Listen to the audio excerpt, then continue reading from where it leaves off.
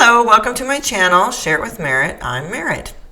And what I'm going to talk about in this video is something called the negativity bias. The first thing I need to do is credit Rick Hansen because he's the person I really learned this information from in his book called Hardwiring Happiness. And if this interests you, you should definitely check that out and his website, because he's got a lot of really valuable information, free also videos and such on his website that gives a lot of ways to manage this negativity bias. In this video, just going to kind of relay my understanding of it and how I see it affecting people in real ways through their process of trying to live more authentically and with more intention. So what the negativity bias is essentially is a way that our brains function in a default sort of survival way. And from an evolutionary perspective, what it means is that, we evolved from creatures who were looking for threats and problems and trying to solve them because they, the big question of the day is, am I gonna have dinner or am I gonna be dinner? Okay. And so that's in our DNA. And the primitive parts of our brain that are really in control of our survival. That's pre-verbal, pre-critical thinking. This stuff just happens without having to think or have words for it. If there's a threat, we need to fight, flight, freeze, bob or weave, whatever it may be, in order to get to tomorrow, right? So this is very much a survival instinct that we have in the very, very primitive parts of our brain that are working to ensure that we see tomorrow, which is great. We could not have gotten to this place without this survival instinct. However, I think the reason it's called a negativity bias is because we are biased now to be on alert and to look for problems and threats when there aren't any, right? This is the part of our brain that doesn't realize that we've made it to the top of the food chain, right? We have arrived. We are here. We can calm down, right? We don't have to be on constant, lookout anymore. But because this part of our brain is so instinctual and primitive, it really is our default setting. It's going to be the first, right? This is why when something does happen, you are able to get out of the way. But unfortunately, when everything's fine and calm and good, without doing anything different, that part of our brain is going to kick in and go, well, what kind of problem can I come up with now, right? It often, will be the focus of our relationship. What is that person doing and not doing and should be doing? And, am I good enough? And am I doing enough? And these types of things, right? This is that negativity bias just doing its thing, okay? And I like to sort of distinguish between survival brain and what I call thriving brain.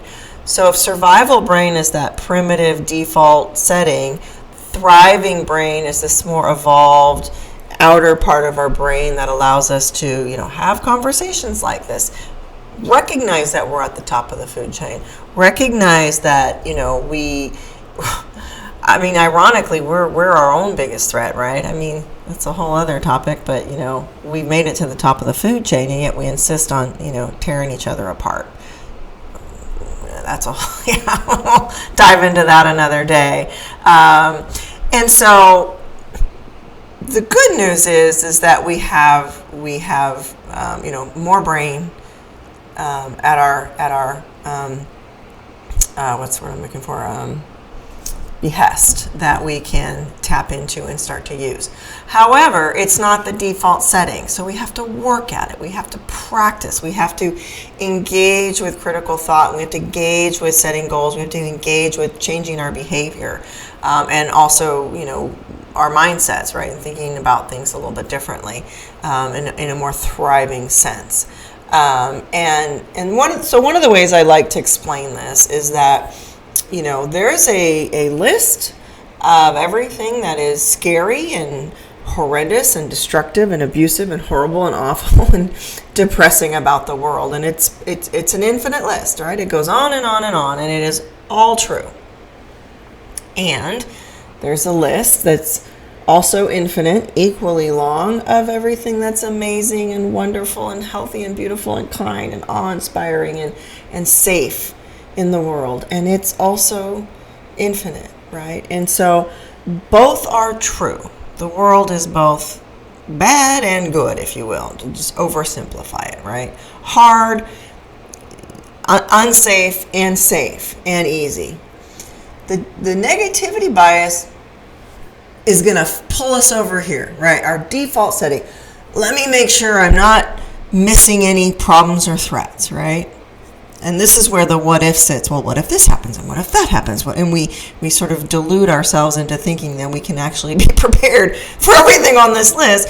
And the things that we are focused on tend to not even be the things that really derail us. It's usually a curveball from somewhere else. And you're like, whoa, I wasn't even looking at that part of the list. And, someone you love dies, or, just something that you weren't thinking about. And boom, there it is, right? In order to shift our focus over to everything that is beautiful, kind, and loving, this other list, if you will, we have to make that happen, right? Default setting, negativity bias. Survival brain, good news, we'll make it to tomorrow. If we want to do more than just make it to tomorrow, if we want to really blossom and thrive and bring ourselves forward into this world, into this environment, and really show up for ourselves and be a part of this life in a meaningful, productive way, then we need to start engaging with this list, right? And when you do that, here's the thing. When you start to shift your focus on, inviting the things in that you want to have in your life, right? Because if you don't, what you focus on is what you experience. So if you're focused over here, you're going to feel anxious, you're going to feel depressed, you're going to feel scared and worried most of the time, right? So as you move over here, when you recognize, okay, I'm safe, I don't need to be on alert or on point, right? And certainly there's times, I don't know, subway, right? You might want to have your armor up and be paying attention, right?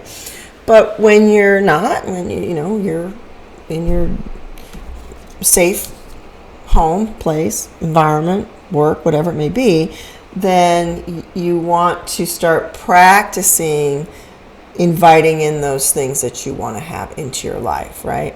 And, the world, the way you look at the world is how you're going to experience the world. The world is inherently non-discriminate. It's just out there. It's happening. The world is just happening, right? How we interpret the world, particularly our relationship to it, is how we experience the world, right? And so imagine as we stay stuck over in worry and fear and survival mode, that's going to be our experience, right? And that's our default setting. It's unfortunate, but, it is what keeps us alive. And it is what, but it's what becomes our experience. So if you just want to survive, bam, stay there, you will, till the big bad curveball comes, right?